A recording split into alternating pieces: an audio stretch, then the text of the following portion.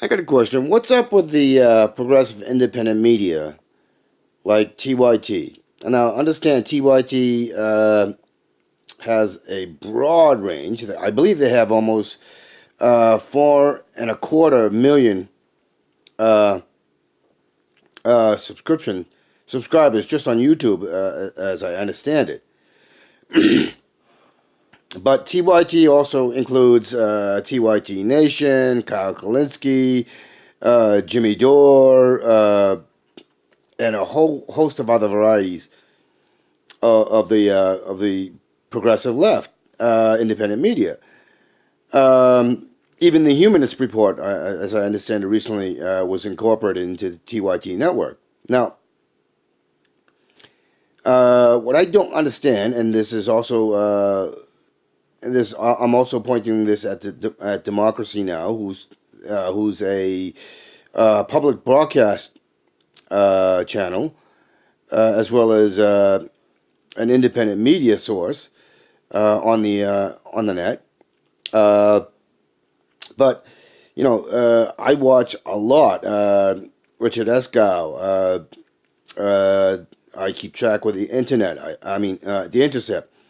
I look at. I watch. I keep track of the Atlantic. I keep track of Telesur. Uh, I keep track with RT, Press, Al Jazeera. I also and DW is not independent. It is certainly not progressive, unless you're talking about their DW documentaries. Then they are more progressive and they're more objective. However, I also keep an eye on DW and France 24, and France 24 falls into the same category as DW. They're better than the U.S. propaganda corporate media, and I don't. And the BBC uh, is like a quarter where they speak more objectively, and then three-quarters of it is complete garbage propaganda. Um, this is the with Al Jazeera, they're like probably about 60% for most of the time. Then there's other times where they're only 40%. So they are massively fluctuating. RT can be the same way. Uh, so it's difficult to say which way they're going to go. Telesur is more along lines of, I'd have to say, the 70%, if not more, in reporting more fair and balanced and objective. Press TV, surprisingly, I had a falling out with Press TV some time ago, but I recently started. I resubscribed, and Press TV is being far better at being more objective, and and I don't notice so much skewing that Press TV used to do. I think the people who the people in the government who is funding Press TV, I think I think they've come to understand that because Press TV has become something like Telesur. Uh, uh, but uh, and Telesur tries not to play politics, but they do get pressure. And Press TV, I think, has gone the way of Telesur, in that they're taking the model of Telesur for the Middle East, and whereas Al Jazeera has gone from being more objective, more critical, to playing politics.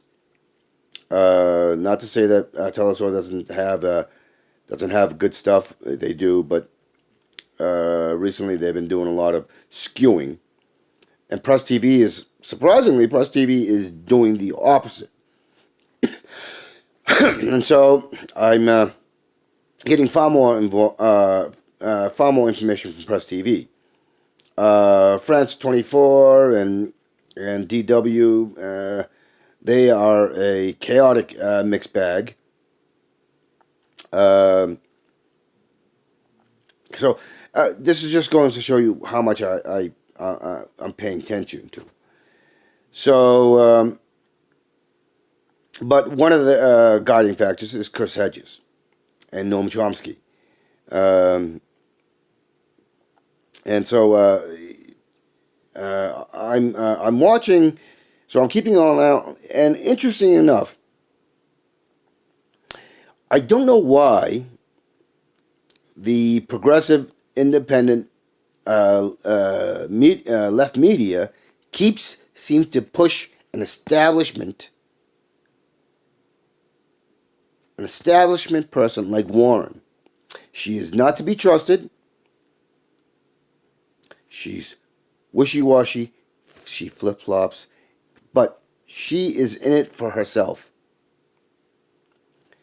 And being from Massachusetts myself, and coming down in 2010 to live in Pennsylvania, I know what Warren is capable of. I know the damage she's done in Massachusetts. So I'm shocked and chagrined that Warren is put on this pedestal of being a progressive, which she is not. She is not a progressive. She's not even a good person. I despise Warren.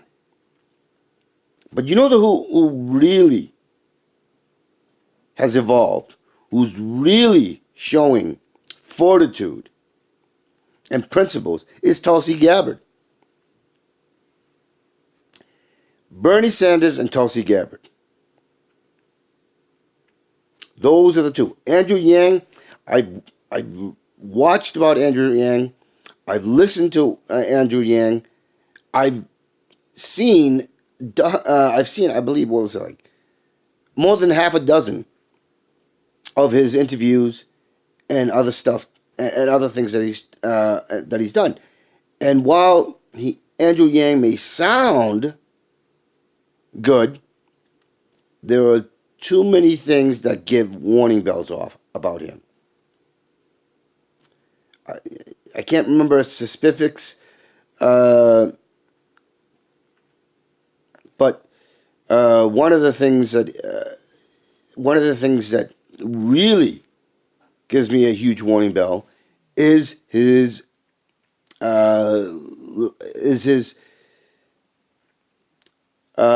objection to universal education and to college and education for all. And his diatribe, well, that just really sends massive waves of rejection from me. Yang is intelligent, there's no doubt about it. He's creative, there's no doubt about it. But he doesn't sound genuine.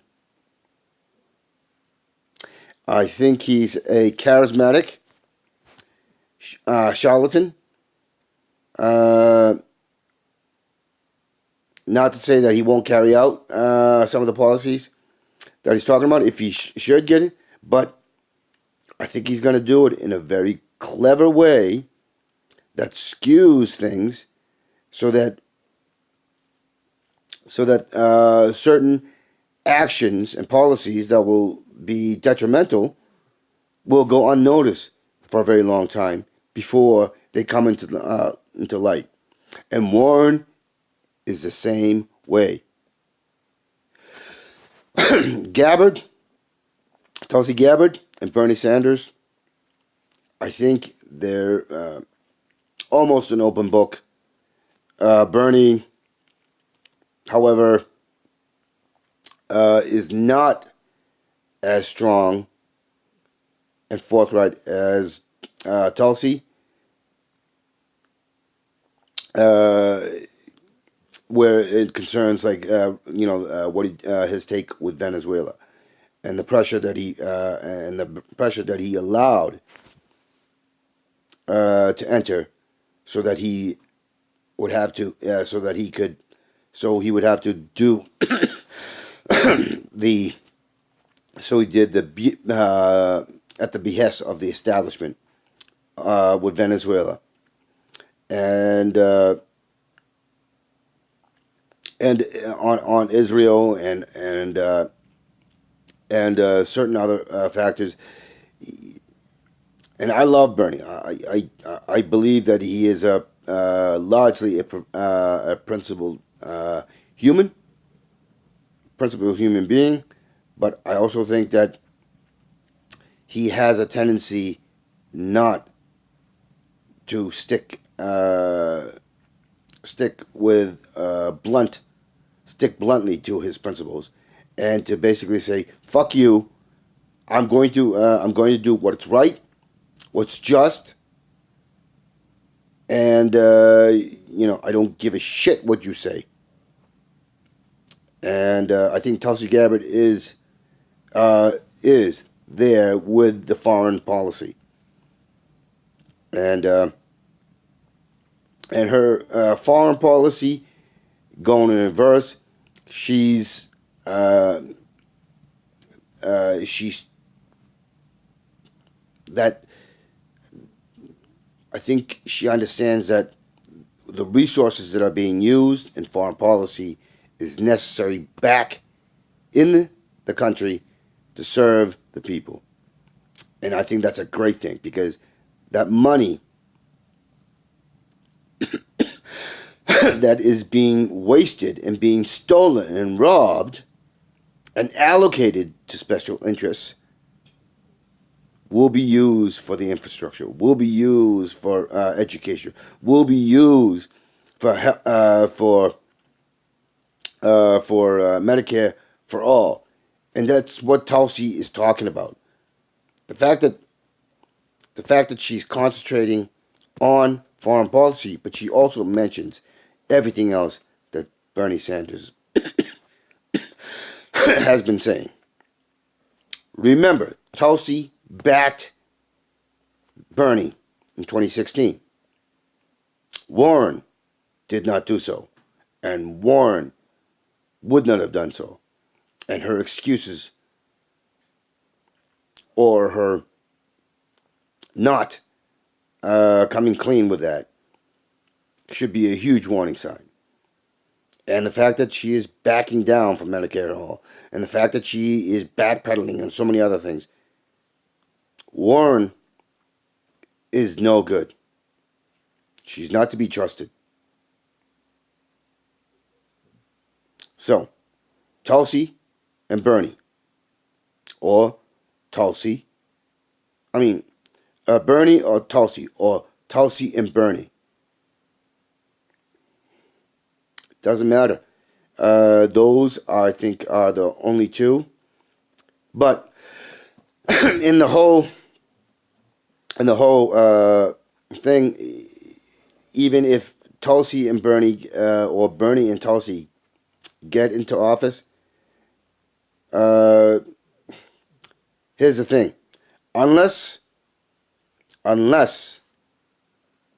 we unless we wipe out the Republicans, and unless we wipe out the Republican-like corporate Democrats, and wipe them out from state and federal, guess what? Not much is going to happen. So, understand, it's got to be more than just Tulsi and Bernie. It has to be the state legislatures, the state governments, the Congress, in Washington and the president. It has to be all of them, and there must be. And one of the things that they must tackle immediately is to get these right-wing criminals that have been placed into courts into courts all over the country and on the Supreme Court. The other thing is they must write legislation and policy that basically states that if you are elected, you may not write policies and legislations that benefit you. That you must do policies and legislation out in the open. That you cannot obfuscate, you cannot lie, you cannot spin, you cannot misrepresent. That you must tell the truth. And that all of this must be under criminal penalty. That's the second thing I would go after. But that requires a complete and utter change. And that requires people like Alexandria Ocasio-Cortez, Rashida Tlaib, Ilhan Omar, Ro Khanna, and others like them. The rest must go. Ed Markey, not a champion of progressive, not even a good representative. I should know. I was in Massachusetts. Ed Markey and Warren and all those helped to cut Medicaid benefits, drastically cut Medicaid benefits in Massachusetts. No, Ed Markey is no one's champion. Warren is no one's champion.